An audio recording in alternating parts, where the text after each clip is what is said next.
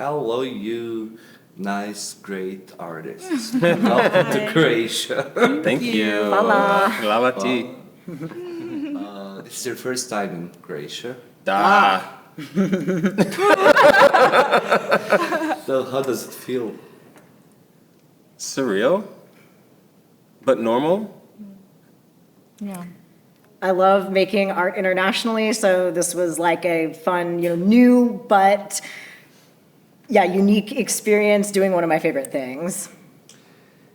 Show is named A Queerly Scripted Tragic Rise to African Fantasia.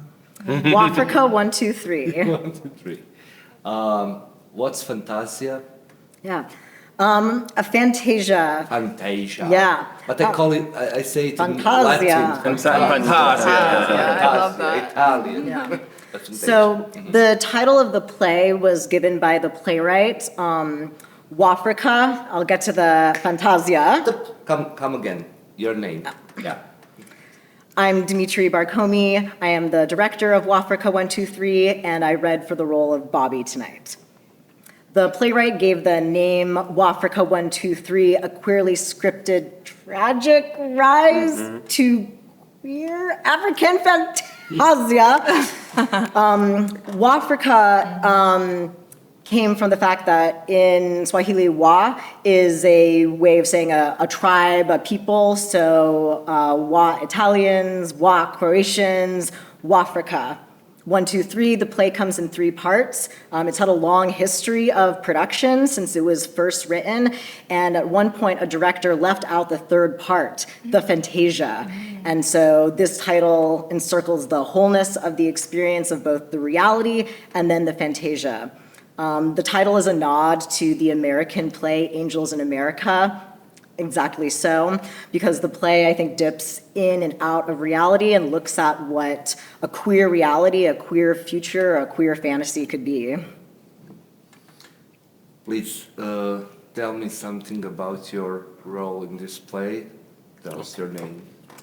Hi, I'm James A. Pierce III. I played the role of Chief and others in this reading.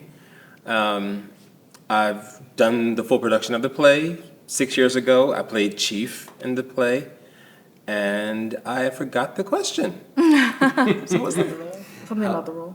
Yeah. Oh, something about the role. Oh, something about the role. Well, okay, here's something. When I first was presented to do this role 6 years ago, it was not a role that I thought that I could play. I was kind of nervous about it, and I was working with a company with National Queer Theater and a team that really helped in the process. It was a safe space when we rehearsed, and I felt so comfortable. I felt safe enough to fail, and I was able to really find my voice in Chief and also find the love that he has for Owino, and because there's a lot of violence in the piece and a lot of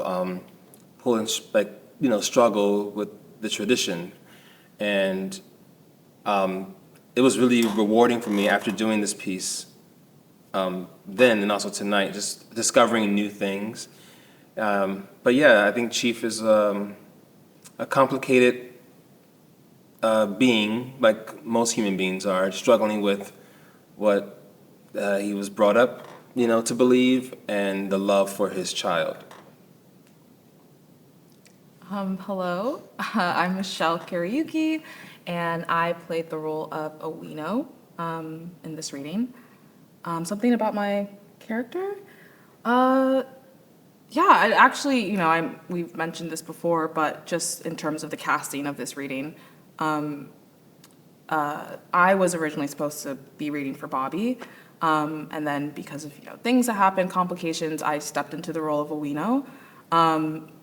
And yeah, I think very similarly to what James just said, Owino is a trans man, and I am not. So there was definitely an intimidation for me when Dmitri asked me to play this role, just because, just in terms of transness and the current climate in the United States right now, it felt there's a lot of, you don't want to take up a space that doesn't belong to you, you know? So it was really important to me to honor this text, and it felt more important to bring this text here to Croatia in front of this international audience, because what Nick has wrote is, I mean, so incredibly powerful, and it is such an important story. And even though this is not the body, this is not what maybe, you know, we know should look like, it meant so much to me to be able to be trusted with this role. And yeah. Please share the factoid about like your time speaking Swahili. Yes. I mean, and it actually was like a really happy coincidence, because, you know, I was originally supposed to play Bobby, who is a queer Black American woman, but my family is actually Kenyan. You know, I grew up going to Kenya every summer, and, you know, all my aunts and uncles, cousins, like my whole family's over there. So it was actually extreme, like it just was very serendipitous that I got to play this role, because I've always wanted to play a Kenyan on stage. You know, East African theater is not something I'm very familiar with or know a lot about, but I know it's something that I want to do in my future, and it just so happened that I was able to do it here with Dmitri, in Croatia, of all places. So yeah, that was really special. And I think within that, like, you know, finding a part of me within this role really helped me sort of get that courage, you know, and confidence to play We Know. So yeah, that's my fun fact. Thank you. Same question. My name's Noah Pyzik. I played the narrator tonight, and it's just been such an honor to sit with our playwright Nick's words.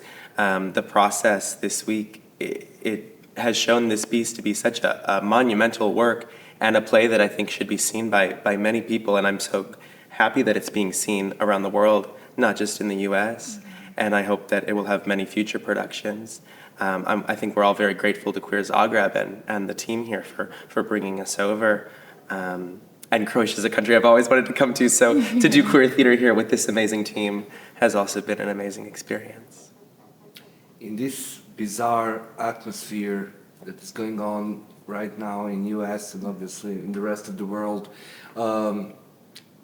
what is queer and what are new politics that we have to apply to these bizarre circumstances? How to fight this new faces of fascism? Do we say our name with each question? No, it's Okay. just Sorry. Think queer, and to be queer is to make change and to not accept things as they are, but to fantasize about what they could be and to embody the world that we want and to love the way that we want. And to be queer is to be brave and be bold and be strange. great. What is going on with your theater now, right now? So National Queer Theater has been producing a theater festival called the Criminal Queerness Festival since 2019, which is where Waafrika premiered. We produce plays from playwrights from countries where LGBTQ identities are censored or criminalized. Maybe next year we'll stage an American play. We receive federal funding from the United States from the National Endowment for the Arts, and we were one of, unfortunately, many theater companies whose funding was rescinded following Trump's rise to power. And our theater companies now had to fundraise to try and fill the gap that this federal funding was providing in making our Criminal Queerness Festival happen this summer. So this is a really tragic event that is impacting arts organizations all around the country. And how do you imagine what's Fantasia about now? How to fight this? I mean, what are the solutions, possible solutions? So many people answer? Whoever Please. wants to answer. I think it's about resistance. I think it's about, you know, creating, like Dmitri was saying, these spaces where, yeah, people who are queer people feel empowered and you know, safe, and despite, you know, the current climate, you know, in America, I think that is happening, and just the fact that queer people are still existing and still choosing to show up and make art and take up space is, all part of that resistance. Yeah. I think it's important I think Fantasia, in my mind, would be that there is no exclusivity anywhere, Sometimes when there are different types of movements, sometimes when you're fighting for the cause, you become the thing you're fighting against. And I would love to see a space where we can all just be truly ourselves, because we're all kind of queer, if we just really understand that we are all human. Yeah, I'd like you to share your experience with queer. When did you identify with queerness? In which parts of your identities? Is it class? Is it gender? It's all queer. At least we defined it here as a very specific identity that is not only about sexuality. You don't have to agree with me, but yeah, tell me your own experience with queerness. Well, I think growing up, it wasn't, now we talk about the queer community, but it's a term that was reclaimed, right? That was a slur before. And growing up, the word gay was what people, at least in my circles, identified with.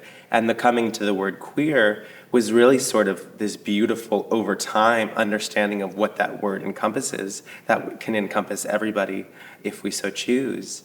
I think it's a beautiful, beautiful concept because it's not exclusionary, it's not putting someone in a box, it's quite the opposite. And so, yeah. Please. The question was my experience with queerness. How do you feel it? How do you identify? Yeah, I feel I am a part of a very large community back home, and a very large queer community back home that I feel like when I first moved to New York, I didn't necessarily think I could be a part of. And it was really everyone in this community who welcomed me into it. And, like Noah just said, it can encompass so many things beyond, and like you said, our sexuality, but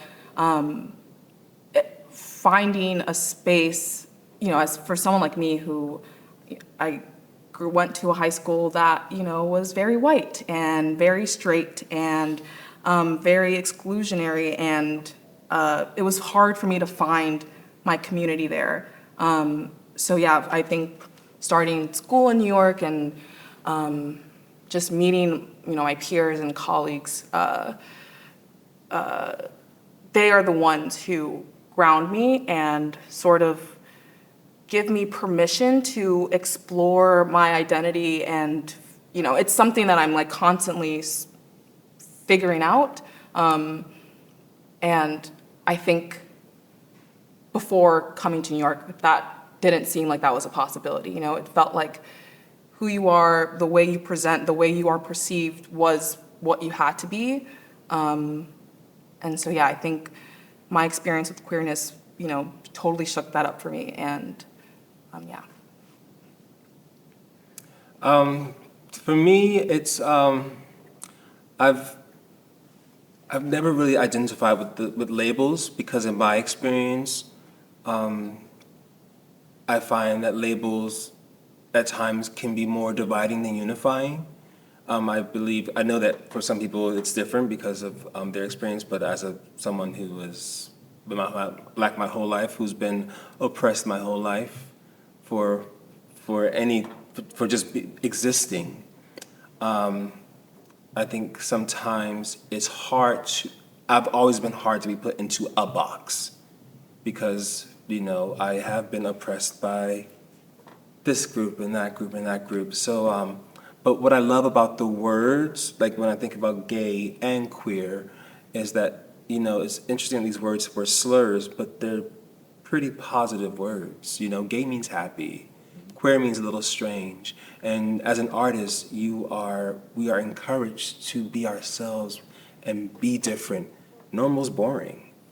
So, and so, like, I like the idea of reclaiming those words for what they truly mean, because then it's all encompassing, and then you can really, truly unite and find your commonalities and your differences, and kind of find a middle ground. I think that's really my idea of like truly finding some true diversity, true inclusion, is being able to get to that space where we can really love each other, with all of our unique queerness, intricacies, all that stuff. And like, you know what?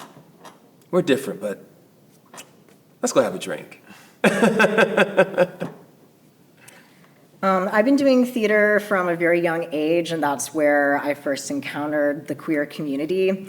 And so art and queerness have always been so connected for me. And I think in making theater and seeing how people can play roles and characters showed me how many of these concepts of identity that in many parts of the world seem so rigid, such as gender or sexuality, is actually a space for questioning, exploration, self-actualization, and autonomy. So I think that making art really taught me how to be queer, and to me, making queer art means liberation. It means class solidarity, racial solidarity, self-actualization, and being able to not just fantasize about the thing, but become whatever you want to be.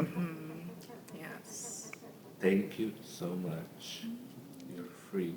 Oh, you're free! Queer freedom.